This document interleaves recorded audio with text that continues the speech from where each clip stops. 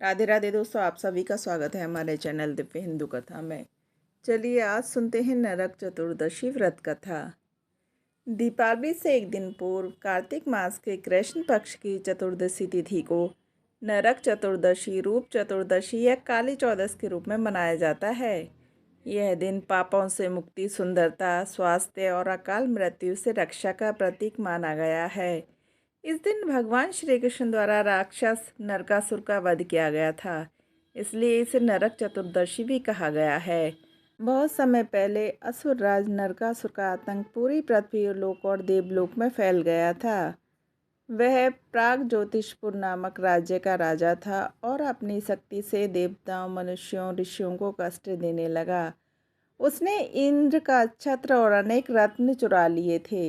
यहाँ तक कि उसने 16,000 कन्याओं को बंदी बना रखा था। देवता और ऋषिगण उसके अत्याचारों से त्रस्त होकर भगवान विष्णु की शरण में गए। विष्णु जी ने कहा, मैं द्वापर युग में श्री कृष्ण रूप में उसका अंत करूँगा। जब द्वापर युग आया तब भगवान श्री कृष्ण ने अपनी पत्नी सत्यभामा के साथ युद्ध के लिए प्रस्थान किया। सत्यभामा, जो कि पृथ्वी देवी का ही अवतार थी, ने स्वयं को अपने हाथों से नरकासुर का वध किया। युद्ध समाप्त होने पर भगवान कृष्ण ने उन 16,000 कन्याओं को समाज में सम्मान दिलाने के लिए उन्हें अपनी पत्नियों के रूप में स्वीकार किया। इस घटना से संपूर्ण जगत में हर्ष छा गया और देवताओं ने पुष्पों की वर्षा की। उसी दिन से इस तिथि को नरक चतुर्दशी के रूप में मनाने की परंपरा चली आ रही है। एक बार रंतिदेव नामक धर्मात्मा राजा हुआ करते थे। उन्होंने अपने जीवन में कभी किसी का बुरा नहीं किया था। जब उनकी मृत्यु का समय आया तो यमदूत उन्हें लेने आए। यह देखकर राजा आश्चर्यचकित हुए और बोले, मैंने तो सदैव धर्म का पालन किया है, फिर मुझे नरक क्यों ले जाया जा रहा है? यमदूतों ने कहा, राजन, आपने एक बार ब्राह्मण को खाली हाथ लौटाया था। वही आपका एकमात्र पाप है, जिसके कारण आपको नरक भोगना पड़ेगा। राजा रंतिदेव ने विनती की, मुझे 1 वर्ष का समय दीजिए ताकि मैं अपने इस अपराध का प्रायश्चित कर सकूं।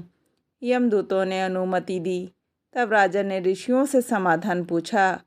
ऋषियों ने कहा, हे राजन, यदि आप कार्तिक मास की कृष्ण चतुर्दशी का विधि पूर्वक व्रत करेंगे तो आपके सारे पाप नष्ट हो जाएंगे।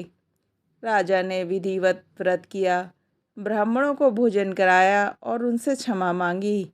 इसके फलस्वरूप वे पाप मुक्त होकर विष्णु लोक को प्राप्त हुए। तब से इसी तिथि को नरक चतुर्दशी व्रत के रूप में मनाने की परंपरा है, जिससे व्यक्ति के सभी पाप नष्ट होते हैं और उन्हें मोक्ष की प्राप्ति होती है। इस दिन सूर्योदय से पहले उठकर तिल के तेल से अभ्यंग स्नान करना शुभ माना जाता है। इसे अभ्यंग स्नान कहते हैं। कहा जाता है कि ऐसा करने से शरीर सुंदर, निरोगी और तेजस्वी बनता है। नीम के पत्तों से स्नान करने की परंपरा है, जिससे नकारात्मक ऊर्जा नष्ट होती है। शाम के समय यमराज के नाम से दक्षिण दिशा में दीपक जलाया जाता है। इसे यम दीपदान कहते हैं।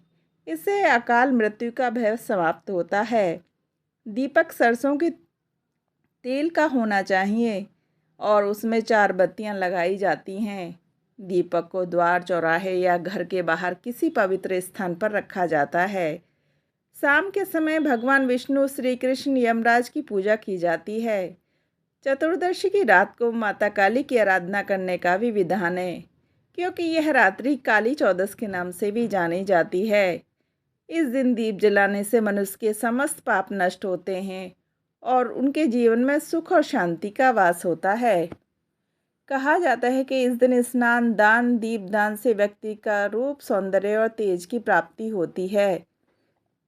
इसलिए इसे रूप चतुर्दशी भी कहा जाता है। जो व्यक्ति इस दिन शुद्ध मन से स्नान, दीपदान करता है, उसका शरीर, रोग, मन से भय और जीवन में अंधकार दूर हो जाता है। पश्चिम भारत, विशेषकर गुजरात, महाराष्ट्र में इस तिथि को काली चौदस कहा जाता है। इस दिन माता काली की पूजा की जाती है।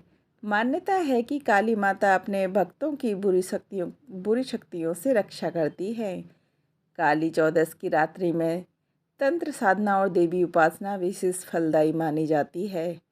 नरक चतुर्दशी केवल एक पौराणिक पर्व नहीं बल्कि एक गहरा आध्यात्मिक संदेश देता है। पापों से मुक्त होकर आत्मा का शुद्धिकरण करना। उस दिन व्यक्ति अपने भीतर के अंधकार, नकारात्मकता, क्रोध, ईर्ष्या, लोभ को समाप्त करने का संकल्प लेता है।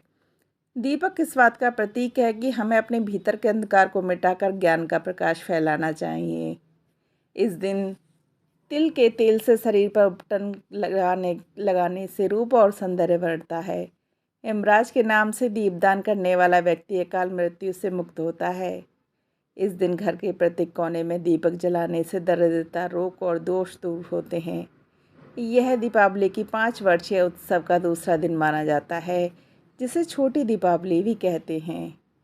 नरक चतुर्दशी का पर्व है जब भगवान श्री कृष्ण ने अंधकार पर प्रकाश की विजय का संदेश दिया। यह हमें सिखाता है कि सत्य की सदैव विजय होती है। तो दोस्तों, आपको ये कहानी कैसी लगी हमें ज़रूर बताएं और हमारे चैनल को सब्सक्राइब ज़रूर करें। राधे राधे दोस्तों।